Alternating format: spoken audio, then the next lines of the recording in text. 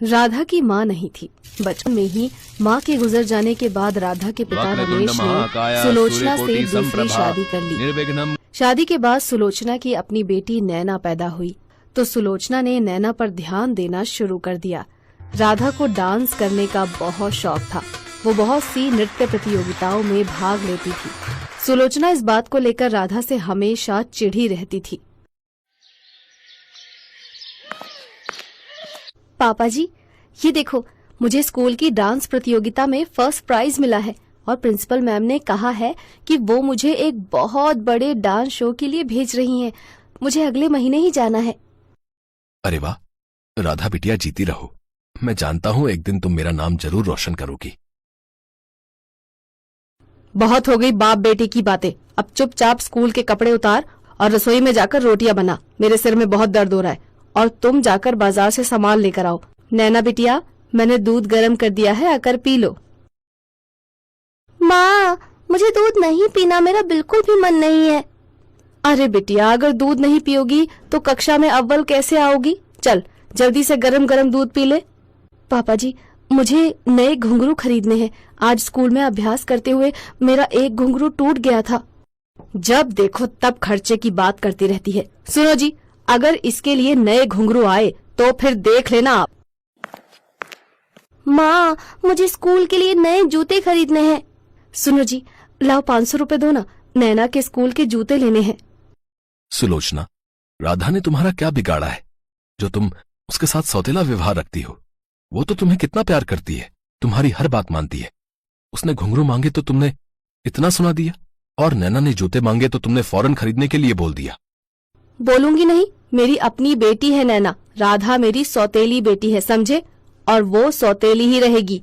अगर तुम मुझसे लड़ाई नहीं करना चाहते हो तो बिल्कुल चुप रहो, वरना इस घर को छोड़कर चली जाऊंगी मैं भी देखती हूँ ये नृत्य प्रतियोगिता के लिए कैसे जाती है। मुझे कुछ न कुछ तो करना ही होगा। मेरी बेटी की जगह ये आगे कैसे बढ़ सकती है? जब मेरी बेटी कुछ नहीं कर रही तो ये भी कुछ नहीं करेगी। सुलोचना इतनी नफरत से भर गई थी कि उसे कुछ भी सही गलत दिखाई नहीं दे रहा था। राधा की नृत्य प्रतियोगिता से एक दिन पहले जब घर पर कोई नहीं था, तभी सुलोचना राधा को आवाज लगाती है। राधा, अरे ओ राधा, अरे इधर आ।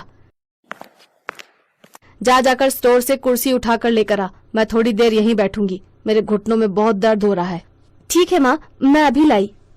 राधा नहीं जानती थी कि सुलोचना ने जानबूझकर उसे स्टोर रूम में भेजा है। सुलोचना ने स्टोर रूम के फर्श पर कांच के टुकड़े बिखेर दिए थे ताकि राधा के पैर जख्मी हो जाए। जैसे ही राधा स्टोर रूम में जाती है, उसकी चीख निकल जाती है। उसके दोनों पैरों में कांच लग जाते हैं। उसके दोनों पैर लहूलुहान हो जाते हैं। बेटी की चीख सुनकर पिता भी कमरे से दौड़ता हुआ आता है। हे भगवान, ये सब क्या हो गया? पता नहीं पिताजी, यहाँ पर कांच बिखरा हुआ था। ठीक से देखकर चलना चाहिए ना तुझे। अरे तुझे कांच के टुकड़े नहीं दिखाई दिए?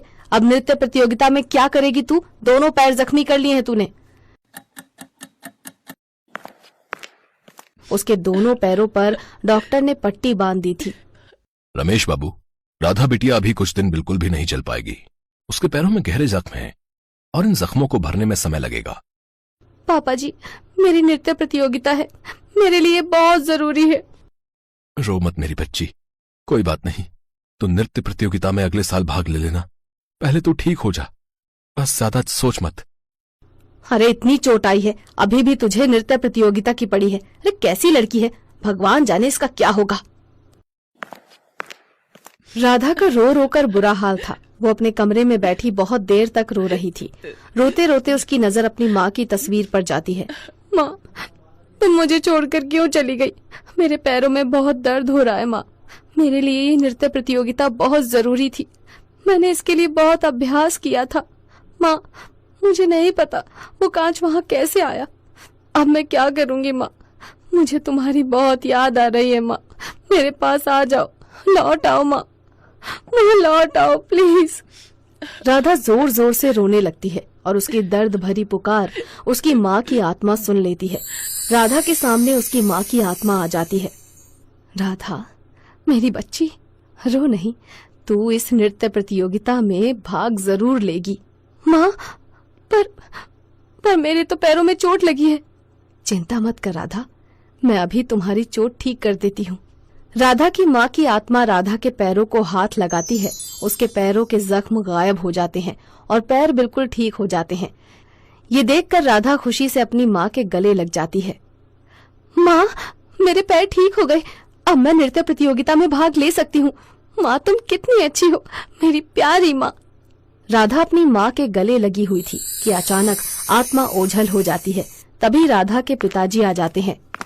राधा बिटिया, तू किससे बातें कर रही थी? अरे, तेरे पैर तो बिल्कुल ठीक हो गए। पापा जी, आपको पता है, माँ आई थी। माँ ने मेरे पैर बिल्कुल ठीक कर दिए। वो मेरे से बात कर रही थी।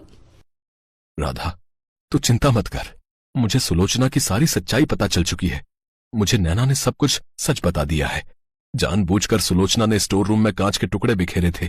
सुलोचना इस घर में अब एक पल नहीं रहेगी। सुलोचना, सुलोचना! क्या हुआ और तुम इतना शोर क्यों मचा रहे हो? अरे, इसके पैर ठीक कैसे हो गए? इसके पैर इसकी माँ की वजह से ठीक हुए हैं, सौतेली नहीं, अपनी सगी माँ की वजह से। आज मेरी बेटी के ऊपर उसकी माँ का हाथ है, इसलिए कान खोलकर सुन लो। मुझे नैना ने सब कुछ सच बता दिया है। अब तुम इस घर में बिल्कुल नहीं रहोगी। मैं अपनी दोनों बेटियों के साथ रहूंगा। तुम इस घर को छोड़कर जा सकती हो। राधा ने तुम्हारा सौतेलापन बहुत बर्दाश्त कर लिया। तुम्हें शर्म नहीं आती? अगर ऐसा कोई नैना के साथ करता तो तुम पर क्या बीतती?